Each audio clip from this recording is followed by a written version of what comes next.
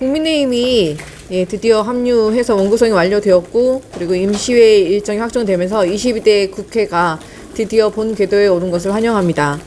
여당 몫의 국회 부의장 상임위원장이 어제 27일날 선출이 되어서 원구성이 완료되었고요. 일정은 아시다시피 7월 2일부터 4일까지 대정부 질문이 예정되어 있고, 그리고 5일 개원식, 그다음에 8일 민주당, 그리고 9일 국민의힘이 교섭단체 연설이 예정되어 있습니다. 그리고 아시다시피 어제 아주 큰 사건이 있었는데, 김진표 전 국회의장의 회고록에서 윤 대통령의 발언에 의하면 이태원 참사는 특정 세력에 의해서 유도되고 조작된 사건이라는 언급이 나왔다고 합니다. 대통령실에서 대통령 이야기를 멋대로 왜곡한 거라는 입장을 밝히기는 했습니다만, 우리는 윤 대통령의 직접적인 해명이 필요하다고 생각합니다. 그래서 이상민 장관 등의 책임지는 사람이 하나도 없었던 이유가 짐작되는 상황이고요. 대통령이 직접 해명하실 것을 촉구합니다. 그리고 오늘 28일 민주당은 전당대회 준비 2차 회의가 10시부터 지금 진행 중이고, 지도부 선출 방법 등을 이제 심의할 예정입니다. 27일 의총에서 민생 당론 법안 4개가 채택이 되었고요. 그리고 또 한 가지 좀 우려가 되는 사항이 있는데, 7월 중순에 개각 관련해서 과기부 장관으로 박성준 전 국민의힘 의원이 유력하게 검토 중이라고 합니다. 국무위원직이 무슨 친윤계 낙선자 구명보트로 전락되었냐, 이런 우려가 있는 상황입니다. 그리고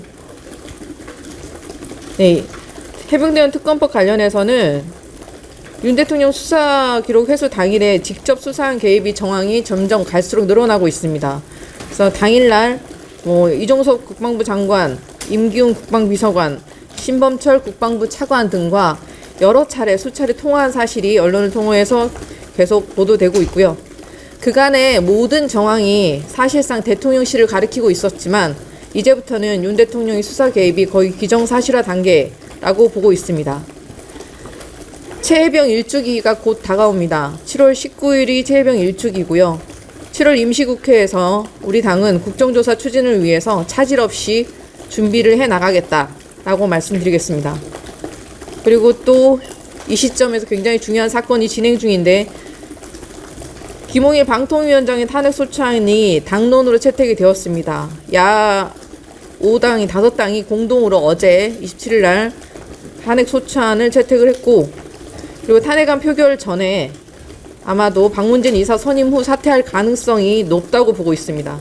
오늘 그래서 방통위 공영방송 임원 선임 계획을 의결하려는 긴급회의가 있을 것으로 지금 시간이 진행 중인지 어쩐지 지금 제가 확인을 못하고 있는데요.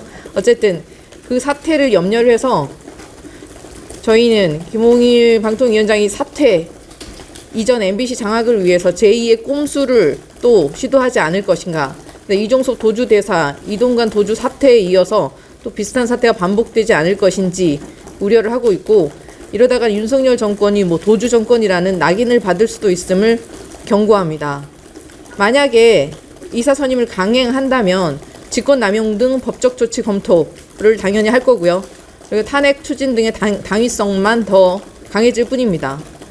그래서 의혹이 해명되지 않고 방심위원장 모르쇠를 계속해서 버티고 있는데, 이 관련해서는 국정조사가 신속하게 추진될 필요가 있다라고 보고 있습니다. 그리고 또 한 가지 민생 경제 분야에서 대통령실에서 과기부의 내년도 R&D가 예산 역대 최대 편성이다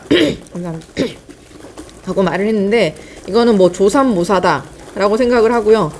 사실상 23년도 기준으로 보면 고작 1,000억 원 증액이거든요. 1,000억 증액을 했으면서 복원이란 표현이 부적절하고 황골 탈퇴에 가깝다라는 궤변을 늘어놓고 있다라고 얘기하고 싶습니다. 정부의 R&D 고작 1,000억 원 증액이라는 말은 사실상 황골 탈퇴 자화자찬은 국민을 우롱하는 것이라고 보고 있습니다. 향후 정부가 R&D 예산을 그 비목별로 심사하는 때 증액 가능한 항목을 철저하게 국회 차원에서 검토하도록 준비하겠습니다.